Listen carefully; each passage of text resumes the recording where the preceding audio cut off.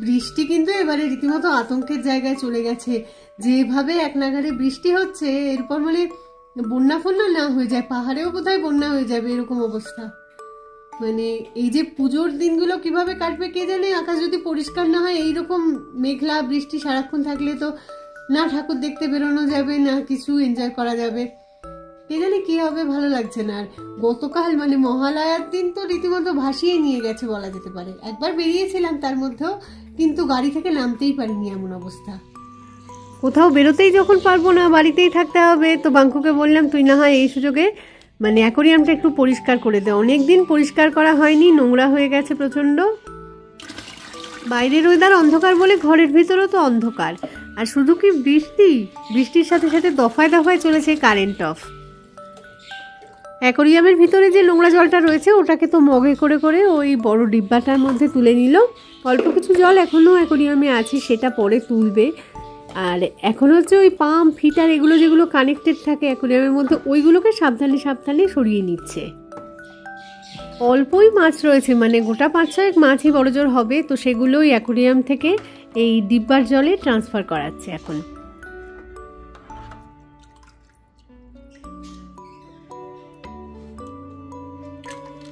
একটা টাইমে না 2টো অ্যাকোরিয়াম ভর্তি মাছ ছিল, আস্তে আস্তে মরে মরে মানে এই কটাই বাকি রয়েছে 5টা। তো এখন আর কিনতে চাইছে না, কারণ হচ্ছে ইচ্ছে আছে কেনার, কিন্তু ওই পুলিশ বাজারের দোকানটা এত বেশি দাম নেয়, এক একটা মাছে 100 টাকা করে, 80 টাকা 100 টাকা নেবে, এরপর দুদিনে মাছ মরে যাবে, তখন আর গায়ে লাগে আর কি। ফাইনালি বাকি রয়েছে পাথরগুলোকে তুলে নিয়ে আর কি ভালো করে পরিষ্কার করে নেওয়া। তার আগে জলটা তো পুরো শুষে নিতে হবে, তার জন্য এরকম ব্যবস্থা।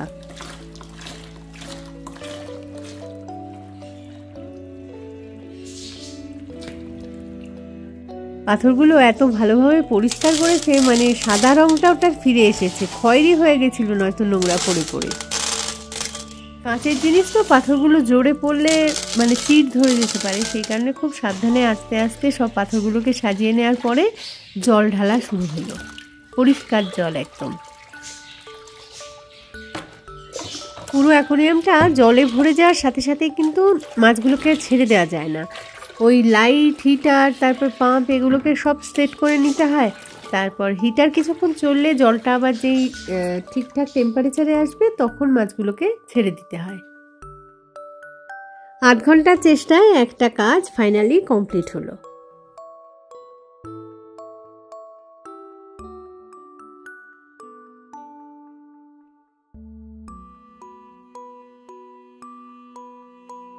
বিশালে একটু যাওয়ার দরকার ছিল, ভাবছিলাম যে পুজোর জন্য কিছু না কিছু কেনাকাটা তো করতে হবে সবারই।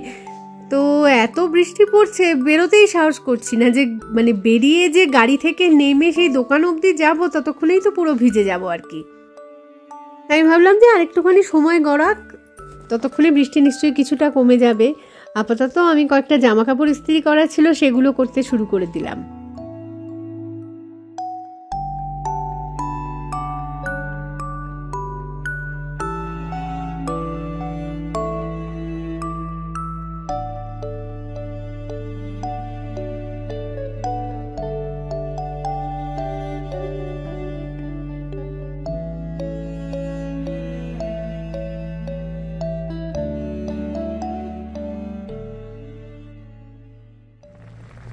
রান্নাঘরে এসে কাজের শুরুতেই দেখলাম যে গ্যাসটা চলে গেল। তো আবার গ্যাসের সিলিন্ডার রাখাই ছিল বারান্দাতে, সেখান থেকে নিয়ে এসে সেট করে নিয়ে মাছটা ভাজলাম। এবার মাছের ঝোল বসিয়ে দিয়েছি, আর আরেকটা বার্নারে হচ্ছে ডাল।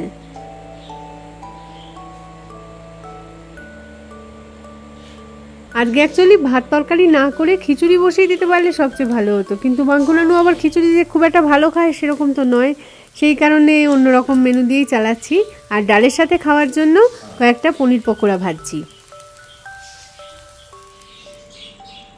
গতকাল রাতের বেলায় একটুখানি টক দই পেতেছিলাম আর কি, তো সুন্দর জমেছে জিনিসটা। তো এখন ওটাকে ফ্রিজে দিয়ে দেবো। দাঁড়াও একটুখানি চামচে দিয়ে কেটে দেখাই কীরকম জমেছে। এই যে দোকানের থেকেও ভালো জমেছে কিন্তু জিনিসটা। এরপরে ফ্রিজে রেখে দিলে আরও সুন্দর হয়ে যাবে আর কি। গরমের জায়গা হলে না দই জমতে সুবিধা হয় অনেকটাই, শীতের জায়গা তো এখানে একটু টাইমটা বেশি লাগে।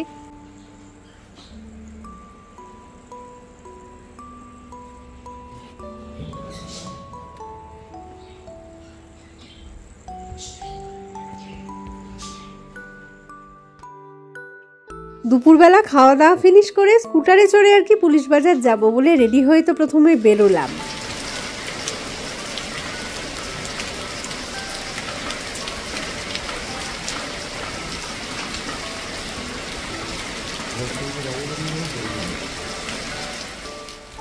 হেলমেট সাথে নিয়ে বেরোলাম যে স্কুটারে চড়ে যাব বলে, কিন্তু বাইরেটা এসে দেখলাম যে এত ঝমঝমিয়ে বৃষ্টি পড়ছে যে ঘরে ঢুকে গিয়ে আবার হেলমেট খুলে রেখে গাড়ির চাবি নিয়ে আসতে হলো।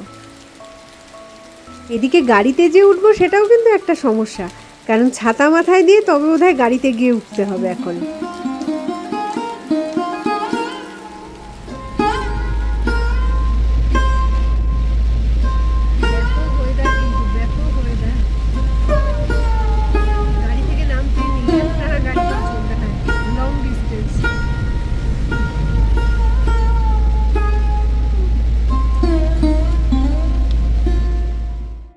যতক্ষণ আমরা গাড়ি চড়ে সিটির মধ্যে ঘোরাঘুরি করলাম একটানা মানে মুষলধারে বৃষ্টি হলো, মানে বাইরে কিছু দেখাই যাচ্ছিল না, পুরো মানে সাদা হয়ে গেছিল।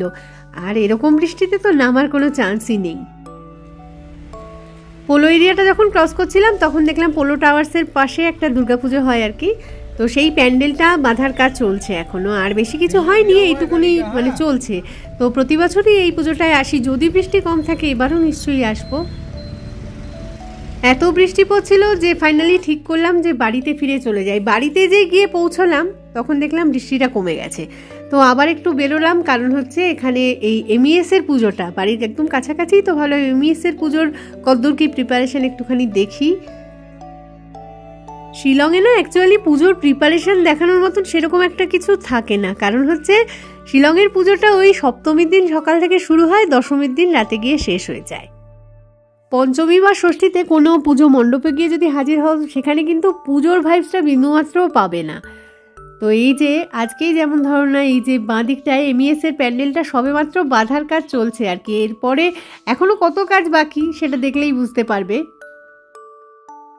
সামনে এসি ফলসের পুজোটাও হয়, তো সব জায়গায় এরকম হচ্ছে হাফ পোর্শন প্যান্ডেল হয়েছে আর কি। তো এগুলো দেখি আর কি করব, তাই ভাবলাম আজকে আর ঝামেলা করে লাভ নেই, বাড়ি ফিরে যাই।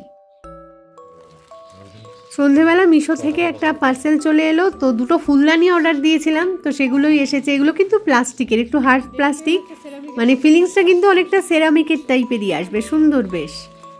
এখন এই যে অ্যামাজন, ফ্লিপকার্ট, মিশো এগুলো তো সব সেল চলছে, তাতেই কিন্তু অর্ডার দিয়েছিলাম, কি তাড়াতাড়ি ডেলিভারি দিয়ে গেল।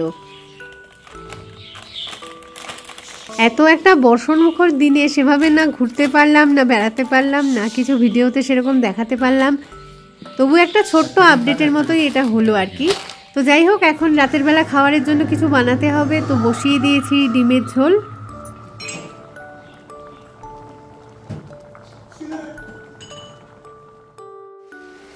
তো যাই হোক, কালকে রাতে আর কোনো ভিডিও করিনি, আজকে সকালবেলা থেকে আবার একই দৃশ্য, সেই মেঘলা আকাশ, সেই ঝমঝমিয়ে বৃষ্টি। তো ভালো লাগুক আর না লাগুক এটাই সহ্য করতে হবে, কি আর করা যাবে।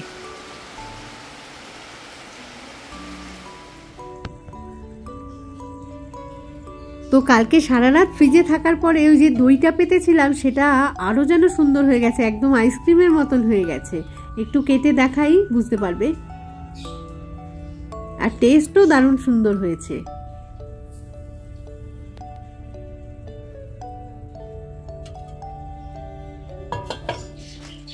সকাল সকাল এখন বাঙ্কুর বাবাকে বসিয়ে দিয়েছি ছাতা ভাঁজ করার জন্য, সে একেবারে এই কাজটায় এক্সপার্ট রীতিমতো।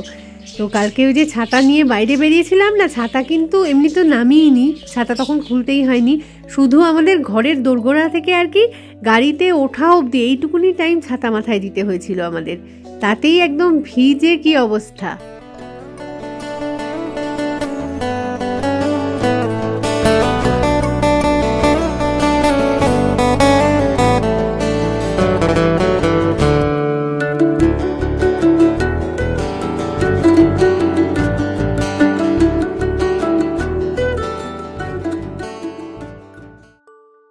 এদিকে একটু বাদেই বাঙ্কু যাবে কলেজে, তো রেডি হয়ে গেছে ও, আমাকে বললো একটু পেঁয়াজ, টমেটো, গাজর এগুলো ঝিরিঝিরি করে কেটে দাও। তো কেটে দিলাম। এগুলো কি বানাবি এটা দিয়ে তুই? তো বলছে আমি ওয়াই কিনে এনেছি, তো সেই ওয়াইয়ের সাথে নাকি মিক্স করে কীরকম একটা চটপটা কিছু বানাতে চায়। নিজেই লঙ্কা নিয়ে কুচি করে কেটে এর মধ্যে মিশিয়ে নিচ্ছে। সবকটা জিনিস এবারে সুন্দরভাবে মিশিয়ে নিতে হবে, তার জন্য একটু শেক করলেই হলো আর কি। তো যাই হোক, এই ভিডিওটাকে আর কন্টিনিউ করছি না, খুব তাড়াতাড়ি ফিরে আসছি আবার একটা নতুন ভিডিও নিয়ে। তো ততক্ষণের জন্য টাটা, আর সঙ্গে থাকার জন্য সকলকে জানাই অসংখ্য ধন্যবাদ।